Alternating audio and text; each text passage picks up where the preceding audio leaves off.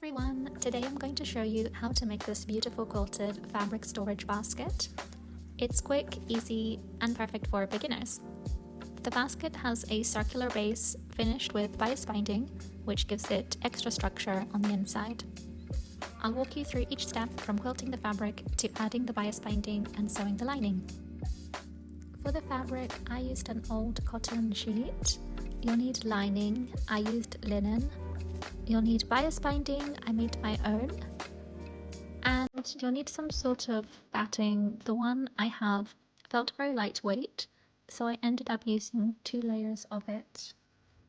To follow along, you can download my free pattern linked in the description box.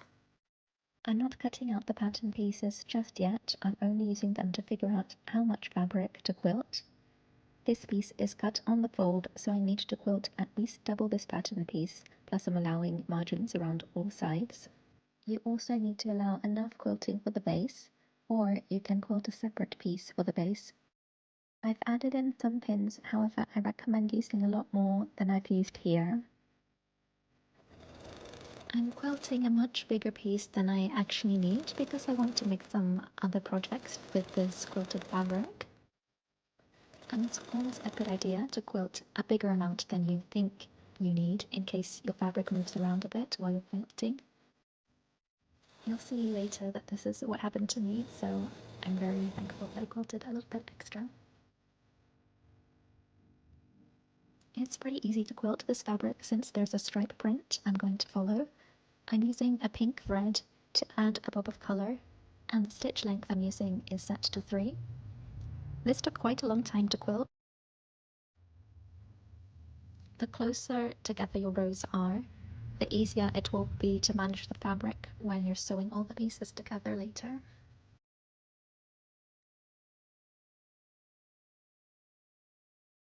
I folded the fabric in half and placed my pattern piece on top so that I can trace out the pattern piece. As you can see, the fabric doesn't line up perfectly because while I was sewing the layers of batting and fabric together, they were sliding around a little bit. If I had used more pins and was more careful to line all the layers up at the start of each new row when I was stitching, then this wouldn't have happened.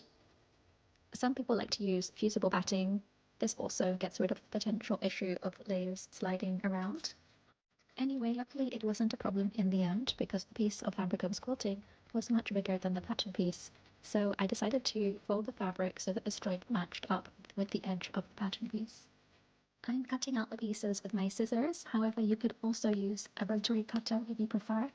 As you can see, my scissors are struggling a little bit with so many layers.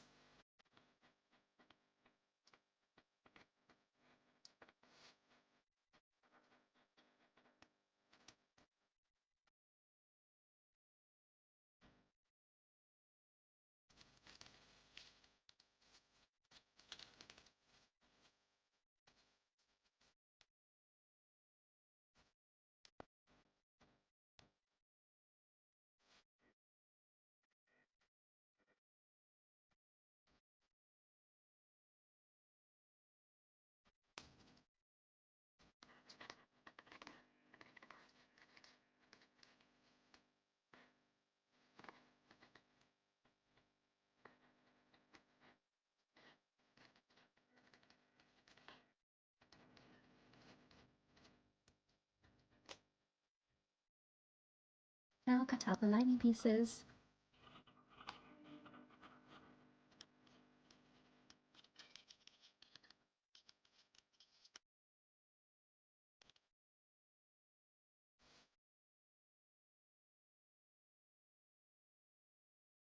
Place the base pieces on top of each other with wrong sides together and secure by stitching around the whole oval using your sewing machine or overlocker.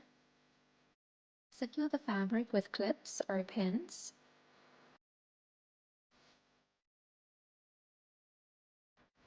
Stitch close to the edge. I'm using about 1/2 centimeter seam allowance.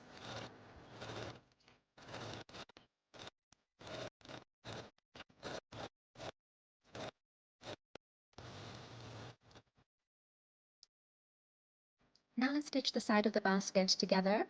Place the lining on top of the shell with right sides together. Secure with clips. Stitch along the top with a 1 centimeter seam allowance.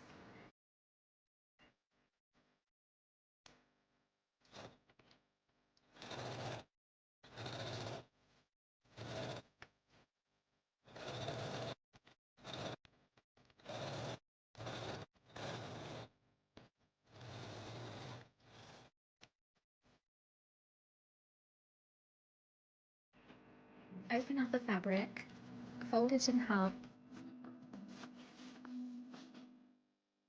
stitch the sides together using a 1 centimeter seam allowance.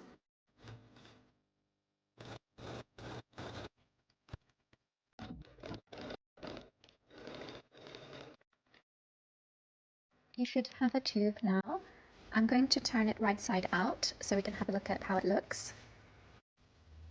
Now turn the tube so that the lining is positioned on top of the shell fabric with wrong sides together.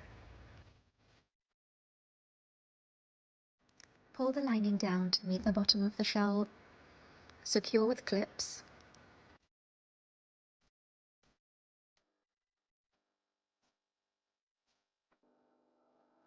Now fold and press the top edge so that the layers lay flat and you can see the shell fabric overlapping at the top. Press using your iron. Now stitch along the bottom edge to secure the layers together. I'm using a 1/2 centimeter seam allowance.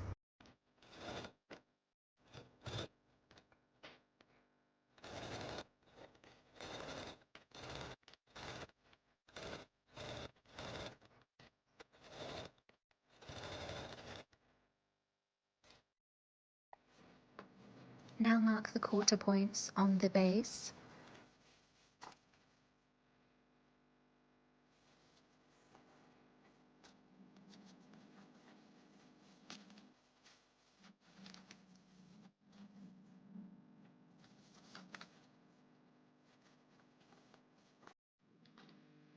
And now mark the quarter points on the tube.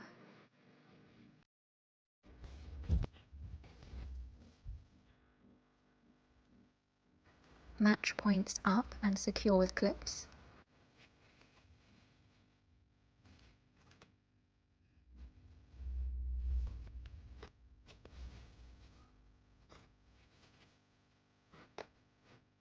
Stitch around the base using a 1 centimeter seam allowance.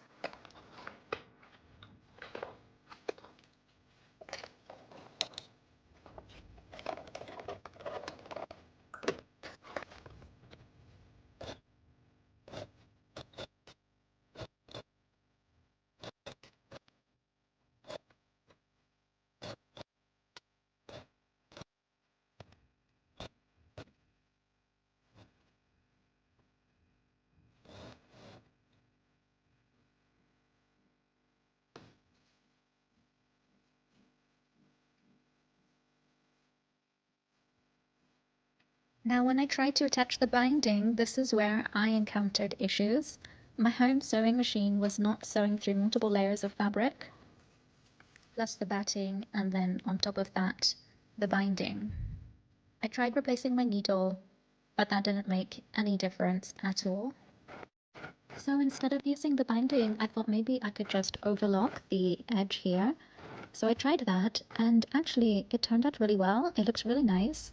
And I think I could have just left it like that. Nobody's really going to see the inside of it.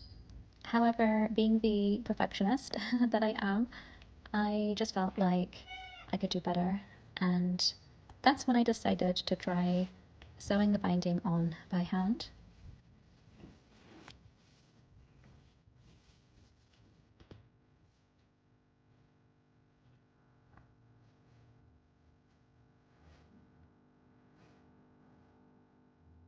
This was also a struggle, and my fingers felt like they were going to fall off after a while because it was so hard to poke the needle through all the layers, and I kept on poking myself.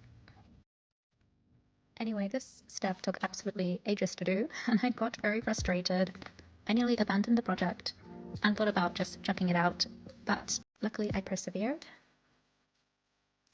While sewing this by hand, I did start to question my life choices, since I could have bought a really cute basket that I saw the other day for about €10 down the road, but instead I decided to spend a couple of weeks making one.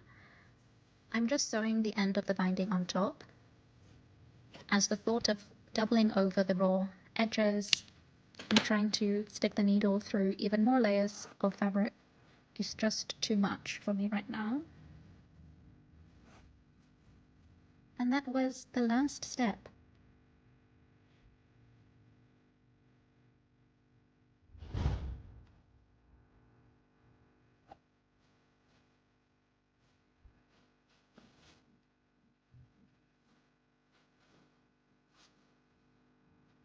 I just gave it a final press and I'm really happy with the results.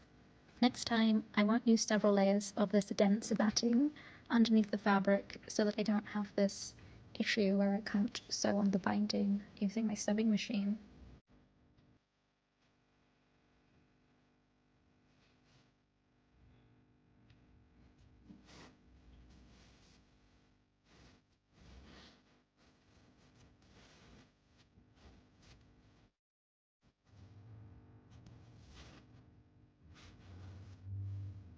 Because it's quite floppy, I can squeeze it together in the middle and then it keeps this shape, which is also really cute.